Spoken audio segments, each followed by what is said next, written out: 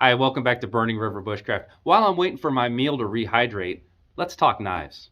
So I'm just getting ready to enjoy a breakfast. This is coconut and blueberry multi-grain cereal from Wise, and I've got 12 to 15 minutes here to kill while my meal is rehydrating. So I thought I'd start the timer and I'd show you some of my outdoor survival knives.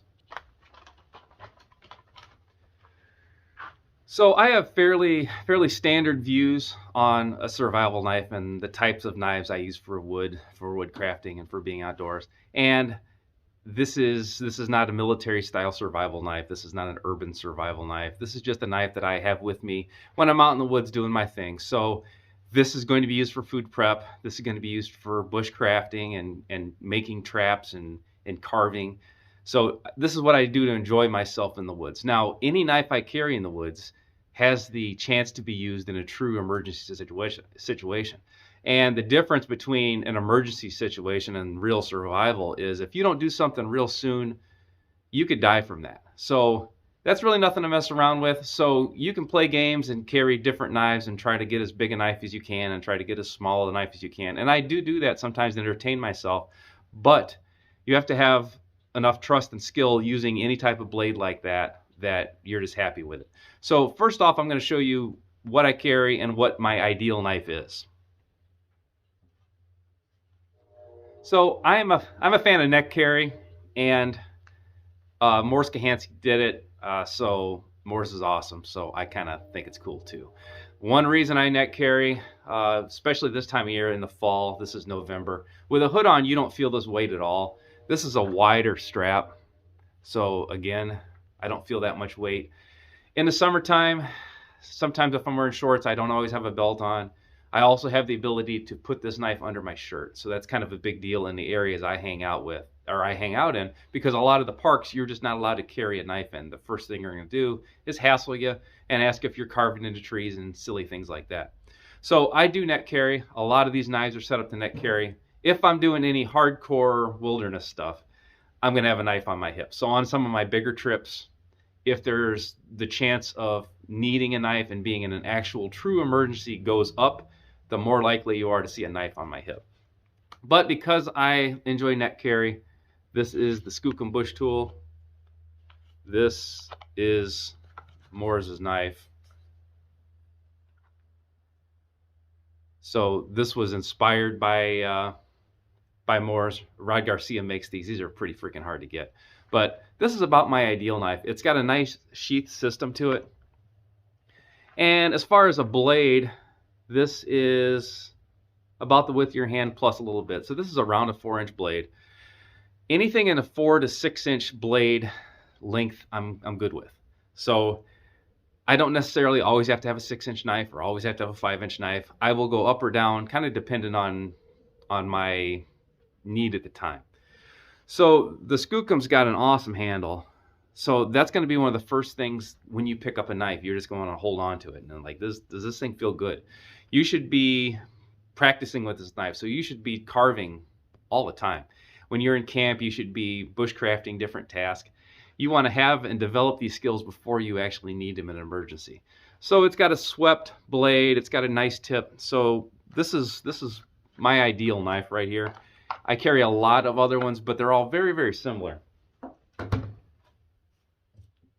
So this is my own design. You can see it's Skookum inspired. It's got a raised pommel on the back so I can hit the thing with a stick. This is a Woodcrafter by Rocky Woodland Forge. This was an old Campcraft knife. Again, it's Moore's inspired. So a lot of my knives are similar, I guess. So if I like a certain aspect of a knife, probably have multiples of it, and I probably have a few different variations, and that just keeps it interesting for me. So that's one of my favorites. Probably one of my second favorites is a Kephart style. So this is the Bushcrafter. This is Blind Horse, Battle Horse, LT Wright all makes these.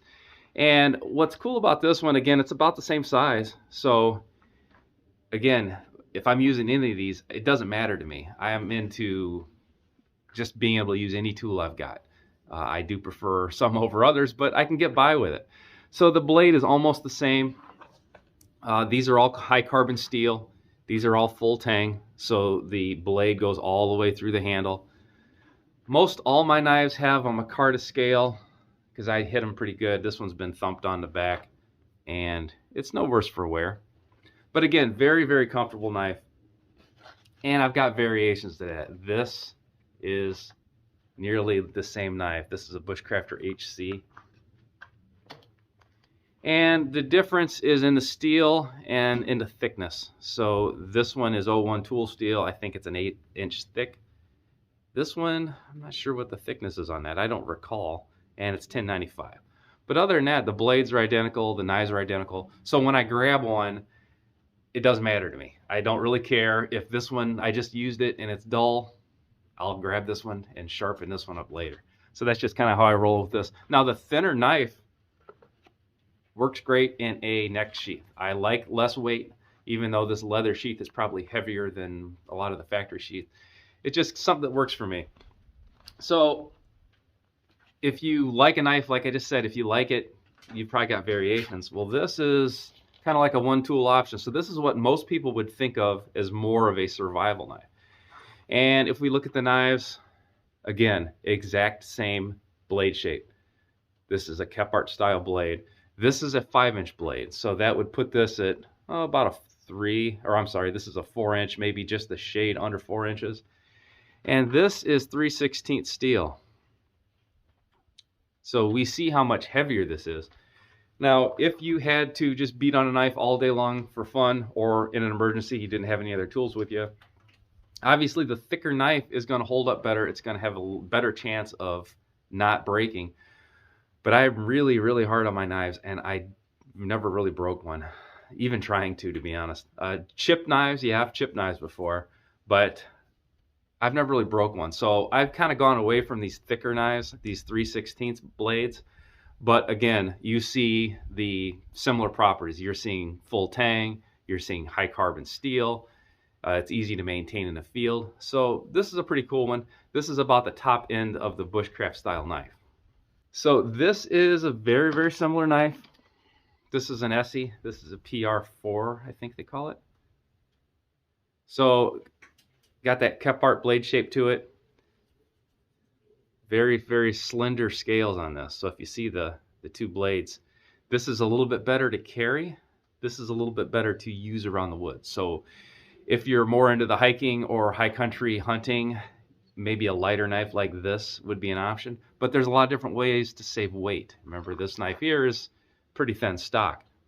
So there are options. And once you find a style that works for you, it's good to have different options, different versions of the same knife. So another one, this is more like a trade style knife. So this one is the Lt Kernel from Campcraft. So this is the original one, or the older ones. They're coming out with a different style now, but this is the original one. And this is a 5-inch blade that is 1/8-inch steel. No, this is not 1095. This is 5160. So this is leaf spring material. These models were made by Rocky Woodland Forge. So this knife I have a ton of experience with. This was my main knife for years. And you see, on a bigger knife like this, I'm not carrying this around my neck. So I actually had a dangler for this. This thing has been drugged through hell and high water, and it is never, ever let me down. It's got a full-size handle to it. The 5-inch blade comes in handy when you're baton and stuff. You can get by with a smaller knife. So if I'm doing more survival and kind of stuff, you're more likely to see this on my belt. If I'm out bushcrafting and having more fun and get pressed into a situation where I need more of a survival knife, I'm probably gonna have a smaller 4-inch size neck knife on me. So remember, I've probably got a companion knife for most of my knives. So this is the Kernel. This is the real deal Kernel here. So this is another Campcraft knife. You can find these at Campcraft Outdoor. They're a little bit different now, but this is a 6-inch version of this knife. So this was the first one, and this was just a lot of knife for some people. Some people weren't comfortable with it. It's got a great grip. This is 2-inch wide, 6-inch blade. The steel is 1/8 inch thick, 5160 as well, so this is a leaf spring material. And you can see 1 inch difference in blade, but the blade width has a lot to do with it. So this knife here, I have not carried it as often as I have the Lt Kernel. The Lt Kernel is obviously lighter, and that 5-inch blade still has enough that I can get something done with it. So with the bigger 6-inch blade, it's silly what I've done with this knife. I've got a video on my YouTube channel. I've actually pounded it through a deadbolt. I pounded it through an old house, all the way through, exterior, through the drywall, through the studs, the whole thing. This knife is a tank. So if you're gonna say, okay, I want an unbreakable survival knife, Jamie, I don't want none of your little 4-inch neck knife things, then something like this is probably gonna be a pretty good option for you. And this thing's been with me. This is not a wet formed sheath. This was just a standard sheath, and it got wet formed because I fell out of a canoe. So this thing's been there with me. I have infinite faith and trust in this knife. It's just a little bit heavier than a lot of people want to carry around on a daily basis. So I also don't necessarily have to have the 4-inch blade. My EDC, or my everyday carry knife, is a 3-inch knife. So this 3-inch is legal everywhere I go. And I've made a stainless version. So that's a stainless version. I've actually got a dive sheath for this. This has been with me on a couple ocean kayak trips. This thing is awesome to have. The handle is comfortable. So it's been 12 minutes now, so if you're really hungry, you can go ahead and enjoy your breakfast right now. If you're kind of interested, I'm going to go over some low buck options, as well as just some different knives that you probably aren't going to see that often. So it's up to you. Enjoy your breakfast. If not, let's finish this in the next 3 minutes. So for some more expensive knives, more inexpensive knives, this is the Mora Clipper. And this is like a $12 knife or something. This is like really cheap. I don't know what the current price is. And if you're learning to maintain these knives and stuff, this is a pretty good one to get. I would recommend this one. It's got a comfortable grip. If you've got just a big old, Rambo kind of survival knife, carry this thing too and see which one you use the most. And there's a lot of different options with the Moras. I don't use them as much anymore. This is the ultra cheap one. I'm not sure what the name of this one is, but this is their basic one. And then they make a full tang as well. This is my son's. So that's a Mora carbon, or what do they call this one? Can't remember now. But it's the carbon steel version of their full tang knife. For lightweight use, and again, I like a smaller knife anyway, I kind of like using a Puko. So a Puko knife this is not a full tang knife. And there's a lot of people that would tell you, don't take that thing in the woods. That's not, you can't baton it and all this kind of stuff. Well, I've done it and I haven't broke it. This is the Mora blade. So this is just the blade itself. So you can see what kind of tang you've got. But I mean, I've done silly things to these and they just keep holding up. And they come in different sizes. And I don't recall all the names and numbers on these things. And you can see some of them are a little rusty. So I actually made that one. So this is a Mora-esque knife. So this is a curly birch handle. So I've taken some of the things that I didn't like about the Mora and just changed them around a little bit. This is a Mora blade, and this is a basswood handle. So I made this a long time ago, and this thing actually floats. The thing with any of these is don't overthink it. So use what you've got, use what you have available to yourself. Anything from a kitchen knife. This is a high carbon steel old hickory butcher knife with a 6-inch blade. So as far as length, so if you had this thing on your belt, they're ballpark same length, but these kitchen knives are significantly thinner.